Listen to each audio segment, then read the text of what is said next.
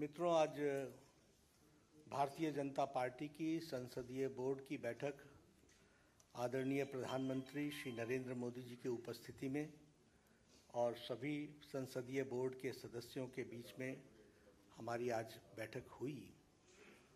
और हम सब लोग जानते हैं कि 15 जून को राष्ट्रपति के चुनाव की अधिसूचना जारी हुई थी और उसी समय ये अधिकृत किया गया था पार्टी की ओर से कि हमारे वरिष्ठ नेता भारत के रक्षा मंत्री श्री राजनाथ सिंह जी और मैं पार्टी के अध्यक्ष के रूप में विभिन्न घटक दलों से और हमारे जो यूपीए के पार्टियां हैं उनके नेता उनके साथ हम बातचीत करें और बातचीत करके राष्ट्रपति के चुनाव के लिए सर्वसम्मति बनाते हुए हम आगे बढ़ें।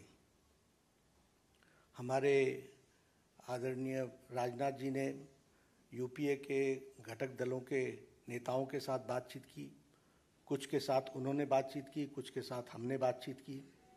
बातचीत का दौर चलता रहा, लेकिन कोई सर्वसम्मति पर आने की बात हो नहीं पाई और नामों की चर्चा के बारे में भी कोई सर्वसम्मति नहीं हो पाई। और आज हम जानते हैं कि यूपीए ने अपना राष्ट्रपति का प्रत्याशी घोषित कर दिया है। इसलिए आज की बैठक में हम सब लोग जो संसदीय बोर्ड के सदस्य थे, सब इस मत के आए कि भारतीय जनता पार्टी एनडीए अपने सभी घटक दलों के साथ बातचीत करते हुए हम राष्ट्रपति चुनाव में अपना प्रत्याशी घोषित करें, क्योंकि यूपीए ने घोषित कर दिया। हम चाहते थे कि सर्वसम्मति से कैंडिडेट आए, क्योंकि राष्ट्रपति का चुनाव सर्वसम्मति से होता है तो अच्छा रहता है।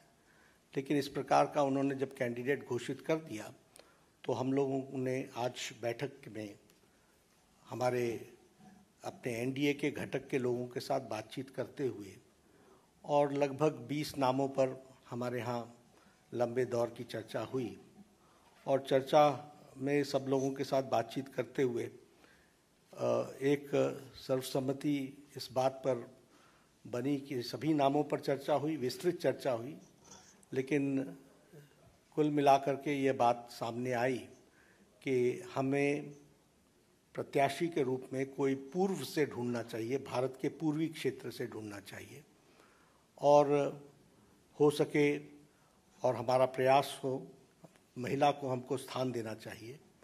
और आज तक कोई आदिवासी ट्राइबल प्रत्याशी राष्ट्रपति के रूप में नहीं आया है, इसलिए हमें ट्राइबल पर और पहली बार कोई ट्राइबल को भारतीय एनडीए की तरफ से हम कैंडिडेट बना सकेंगे, ऐसा संसदीय बोर्ड पार्लियामेंट्री बोर्ड का मत था।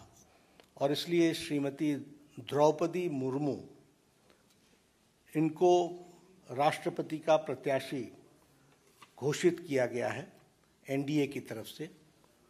और हम सब जानते हैं कि श्रीमती द्रौपदी मुर्मू जैसे राधाकृष्णन जी शिक्षा से जुड़े हुए थे, सर्वपल्ली राधाकृष्णन राष्ट्रपति के रूप में, उसी प्रकार द्रौपदी जी का भी जीवन आजीवन शिक्षा से जुड़ा रहा और वो टीचर के रूप में, शिक्षक के रूप में उन्होंने अपना जीवन प्रारंभ किया। बाद में वो काउंसलर भी बनी और वाइस चेयरपर्सन रायरंगपुर की बनी और उसके बाद उन्होंने एक लंबा अरसा विधायक के रूप में देखा और विधायक के रूप में वो मंत्री बनने का भी उनको सौभाग्य मिला। उन्होंने सरकार में मंत्री के रूप में भी गवर्नमेंट ऑफ उड़ीसा में transport, commerce, animal husbandry ministry और फिशरीज मिनिस्ट्री को भी उन्होंने संभाला। और सबसे अच्छी बात यह भी रही कि उन्होंने Neelkanth award for best MLA 2007 का वह भी उन्होंने अर्जित किया, उनको मिला।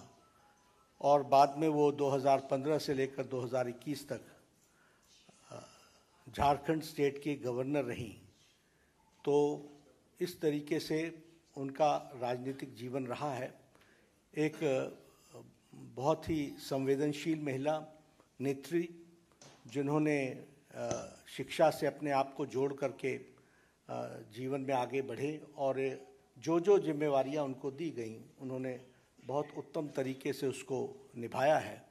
इसलिए एनडीए ने और एनडीए के सभी घटक दलों के साथ बातचीत होते हुए आज संसदीय बोर्ड ने श्रीमती द्रौपदी मुर्मू को अपना राष्ट्रपति के कैंडिडेट के रूप में घोषित किया है।